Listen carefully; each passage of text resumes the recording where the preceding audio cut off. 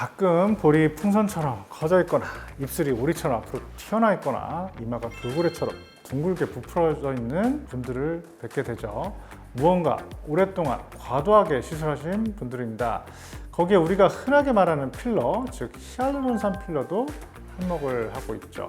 많은 분들이 필러를 단순히 공간을 채우는 물질을 생각하시지만 채우고 나면 실제로는 그보다 많은 일들이 피부 안에서 일어납니다. 첫째, 필러는 콜라겐을 새로 만들게 되는데요. 이런 이야기는 들어보신 적이 별로 없으실 겁니다. 히알루론산 필러를 주입하면 필러 주변 조직으로 물리적인 압력이 발생하게 돼요. 이를 메스 이펙트라고 부르는데요. 이 메스 이펙트가 피부 속에 섬유아세포를 자극해서 주변에 새로운 콜라겐 생성을 유도하게 됩니다. 단순히 공간을 채우는 것이 아니라 주변 조직의 반응을 일으켜서 살이 생기도록 유도하는 것이죠. 둘째, 자가 조직이 그 자리를 채울 수 있습니다.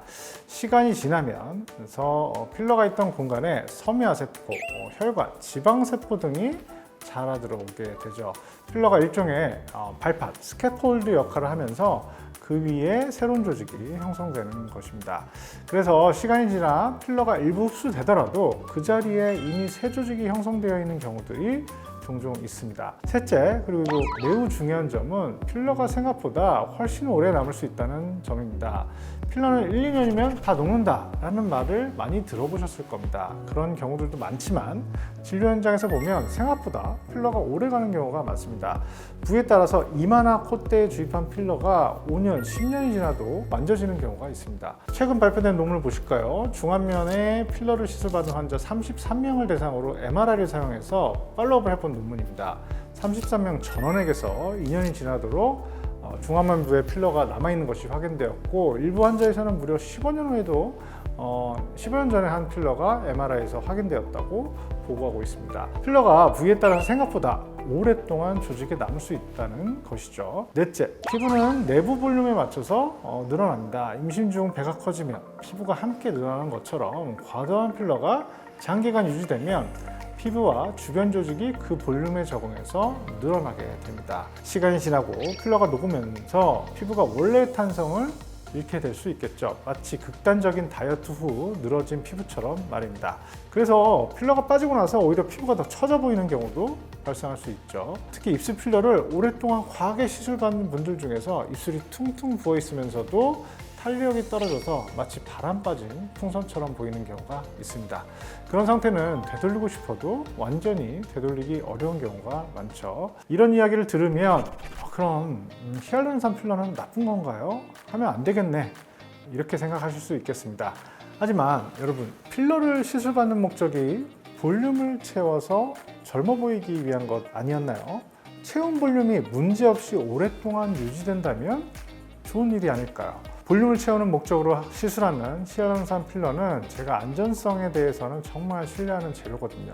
안전하지 않다면 전 세계에서 히알루론산 필러가 이렇게 많이 사용되지는 못할 것입니다. 다만 여러분이 걱정하시는 부분은 나이가 들었을 때 얼굴이 과도하게 빵빵해 보이거나 어색해질까 하는 점일 것입니다.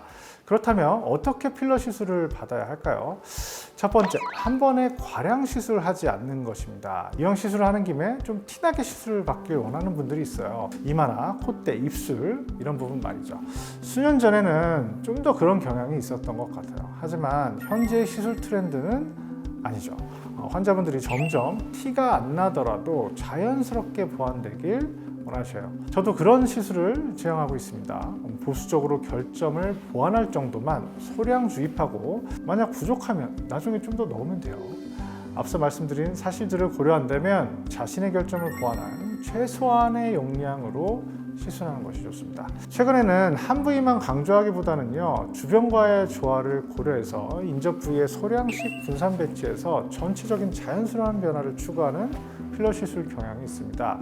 적은 양이라도 배치를 잘하면 훨씬 자연스럽고 아름다운 결과를 만들 수 있죠. 이런 시술 철학을 가진 의료진에게 시술받는 것이 얼굴이 과도하게 부풀어 보이지 않도록 하는 방법입니다. 둘째는 잦은 리터치는 피해야 합니다. 이전 필러가 아직 충분히 남아있는 상태에서 반복적으로 추가 시술을 하면요, 의도치 않게 볼륨이 계속 누적될 수 있는데요. 예를 들어서 콧대 필러는 시간이 지나면서 높이가 낮아지고요. 옆으로 퍼지는 경향이 있습니다. 이런 상태에서 다시 콧대를 높이겠다고 필러를 추가하게 되면요. 기존 볼륨에 새로 넣은 필러가 나중에 옆으로 퍼지면서 소위 사자코나 아바타코처럼 보일 수 있습니다. 이런 경우에는 무조건 덧주입하기보다는요, 기존 필러를 녹이고서 충분히 흡수되고 나서 재시술하는 것이 더 적절하죠. 셋째는 검증된 좋은 필러를 사용해야 합니다. 단기적인 안전성이 확인된 제품을 선택하고 히알라제에 잘 반응해서 녹일 수 있으면서 불순물이 적고 정제 과정이 철저한 필러를 사용하는 것이 중요합니다. 일반적으로는요, 오랫동안 시장에서 사용되며 안전성이 검증된 제품이 신뢰할 수 있다고 말할 수 있습니다. 히알루론산 필러는 주입하는 순간부터 콜라겐 생성을 유도해서 새로운 조직이 형성되고 피부가 과도하게 늘어난 볼륨에 적응해서 늘어날 수 있습니다.